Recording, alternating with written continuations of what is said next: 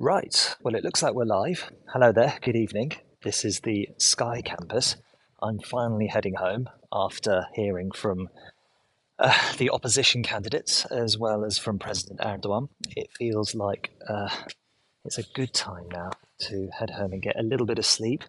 Turkey's election isn't over, I'm afraid. There were strong indications that it would have been, but we head home feeling slightly disappointed, I suppose, because, well, things could have been a lot more uh, coherent than it was. I've got a few thoughts. I'm going completely the wrong way, so forgive me. I'm going to walk back in the way that I'm going. It shows what how ridiculous it is to be here at this night. Um, for those of you who have no idea what you've clicked onto, my name's Michael Daventry. I'm from jamesinturkey.com. I'm a journalist and I've been covering the Turkish election tonight as well. And I've got a few points to try and help us all make a little bit of sense of what we've been experiencing. The first point to make is that Erdogan lost, and that's significant. This is the first time in his 20-year career that Recep Tayyip Erdogan didn't get the result that he expected from an election. He has all but conceded that he didn't get 50 plus 1% of the vote, which is what you need to win an election outright. And like I say, that is significant. What is also particularly clear is that Kemal Kılıçdaroğlu has underperformed significantly. He wasn't the leading candidate. As I leave anyway, there are still votes to be counted. I've been speaking to people who are in the overseas vote counting centre, and they're still there right now. And in London, slightly blustery London, at 1:30 in the morning. Over there, it's 3:30, and they're still counting votes. It may well be by the time we wake up in a few hours' time that Kemal Kılıçdaroğlu is the leading candidate that's still under 50% of the vote, and Recep Tayyip Erdogan is second.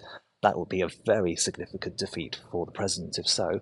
But the likely direction at the moment appears to be that President Erdogan is first, Kemal Kılıçdaroğlu is second. Neither candidate rather, gets over the 50% mark.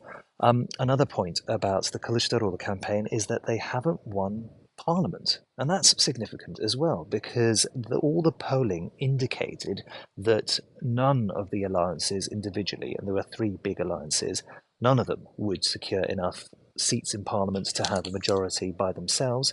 But it looks like there's going to be a roughly 20-seat majority made up of AK Party and MHP MPs, which means that even if Kemal Kılıçdaroğlu can win the election in a probable second round, it doesn't look likely that um, it doesn't look likely that he will retain Parliament, and therefore he will lose control of the institutions, things like YÖK, the university regulator, RTÜK, the broadcast regulator, a significant body that's appointed by Parliament, lots of judicial appointment committees, and also the approval of the budget. These are powers that still rest with Parliament.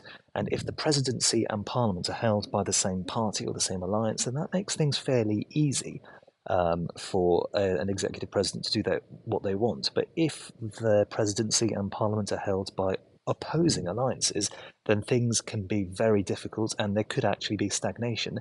And that was the point that President Erdogan made in his not victory speech, but certainly a speech from the balcony earlier on this evening at about, I think it was about 1:30, 2 o'clock in the morning, Turkish time.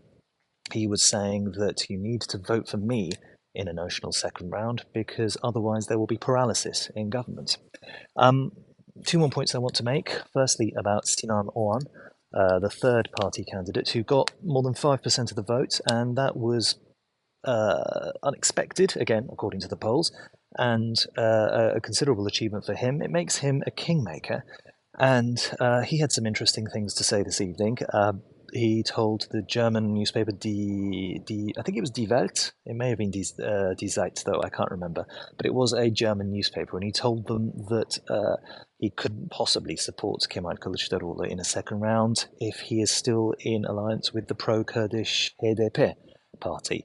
So there's going to be tension there. And he told Fox TV, Sinan Oğan told Fox TV that He believed Kemal Kılıçdaroğlu was overly confident that he didn't understand right-wing voters and that his alliance was too left-wing. So there were so he was quite critical of the opposition leader. He was quite critical of the president as well, though. So where his loyalties lie, which side that he will support, will be influential among the 5% who voted for him. They won't all necessarily follow him. But Sinan Oğan has firstly become a major player in Turkish politics and will be for the next 2 weeks. But the 5% who decided to vote for him and not for Recep Tayyip Erdogan or for Kemal Kılıçdaroğlu are going to be in play in the days to come. And the other point that I wanted to make is a point that I touched on, which was that the polls were wrong. And Turkish polling is something I've been following for a decade. It's notoriously unreliable. That goes without saying, really. But they got it quite significantly wrong. There were some pollsters that were predicting a first round victory for Kemal Kılıçdaroğlu, a narrow one. There were some that were predicting a second round election, but with Kemal Kılıçdaroğlu as the leading candidate. Both of those were wrong. There wasn't a single poll out there that puts Recep Tayyip Erdogan as the leading candidate, but below 50% of the vote. So the pollsters got it wrong. But it just goes to show again how difficult Turkish elections are to predict.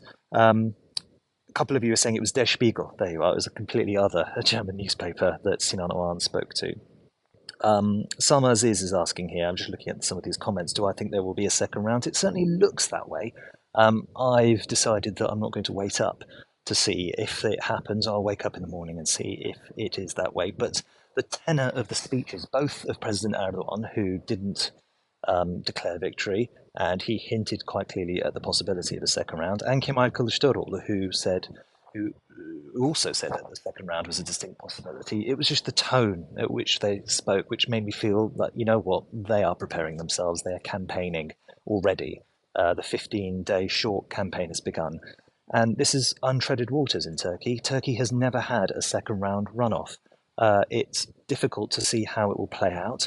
I'm here in London, and overseas voting here in London begins on Saturday, and today's Monday. So within a few short days, those ballot papers with the names of Kılıçdaroğlu and Erdogan will need to be printed out, put onto a plane, and sent out so that people like me can cast their votes. It's a monumental operation, and it's untreaded waters in both those respects. A couple of people are talking about their disappointment at what's happened. I mean, it's certainly not over the election because there's a second round, and it goes to show the difficult challenge that the opposition parties had in trying to get to where they were. But it does seem quite clear that the Kemal Kılıçdaroğlu's alliance underestimated the level of, or rather overestimated the level of support that they have. I think that was everything that I wanted to say. Just to sum up, basically, I mean, it's up to you. There are one or two people here watching me, and it's lovely to have your company. And it's up to you to carry on following the election to the bitter end. There are people who are heroically staying up, counting votes as we speak. I'm not doing that here in Turkey. I'm making the call that this is the end of the evening because there's another 15 days to go. We're all going to need strength to follow that. So thank you all very much for watching, and I look forward to seeing you all later on in the not too distant future, certainly in 2 weeks from today. All the very best.